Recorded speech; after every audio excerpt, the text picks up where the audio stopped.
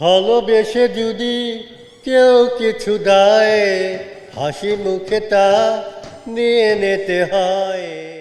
কবিতা পড়ে কে? পরিবার জিজ্ঞেস করে, বই কি বিক্রি হয়? কেউ কি শোনে তোমার কবিতা?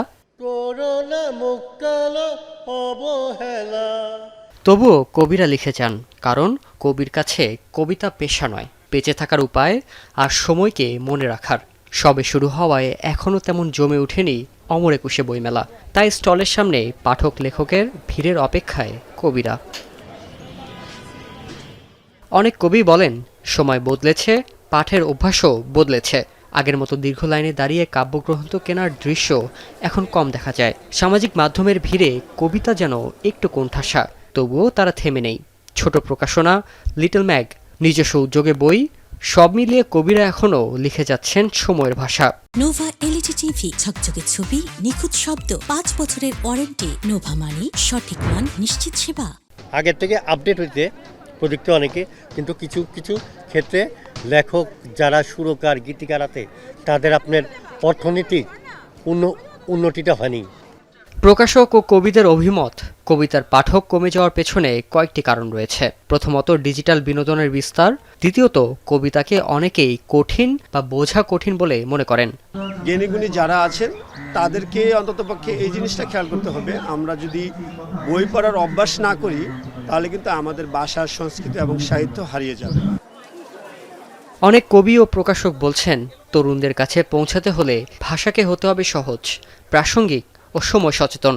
সামাজিক যোগাযোগ মাধ্যমকে কাজে লাগানোর পাশাপাশি লাইভ আবৃত্তি, ওপেন মাইক সেশন আয়োজন রাখতে পারে ভূমিকা। কবি জীবনানন্দ দাশকেও দেখা যায় যে তিনি সমসাময়িক যে জনপ্রিয়তা ছিলেন, তার মৃত্যুর পরে তিনি অধিক বেশি জনপ্রিয় হয়ে উঠেছেন সকল পাঠকের কাছে। তো তরুণদের জায়গা থেকে যে আমাদের এখন সোশ্যাল মিডিয়ায় প্রথম জায়গা, যে পাঠককে ক্যাচ করার যে প্রথম প্ল্যাটফর্ম, সেটা সোশ্যাল মিডিয়ার মাধ্যমেই সবচেয়ে বেশি সম্ভব। বাংলার ইতিহাসে কবিতা কেবল সাহিত্য নয়, এটি আন্দোলনের ভাষা, প্রেমের ভাষা, প্রতিবাদের ভাষা। ভাষা আন্দোলন থেকে স্বাধীনতা সংগ্রাম, সব জায়গায় কবিতাই ছিল উচ্চারণের শক্তি। তাই কবিতা এই জাতির শিরায় শিরায় মিশে আছে বলছেন কবিরা।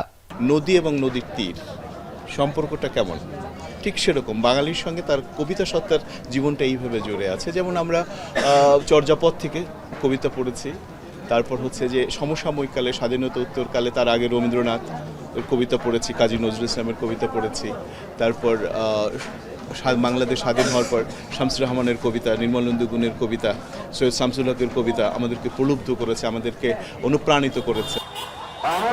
তাই পাঠক কমলেও কিংবা বাজার ছোট হলেও কবিরা বিশ্বাস করেন, যতদিন ভাষা থাকবে ততদিন কবিতাও বেঁচে থাকবে মানুষের ভেতরে, নিঃশব্দে, অনির্বাণ হয়ে।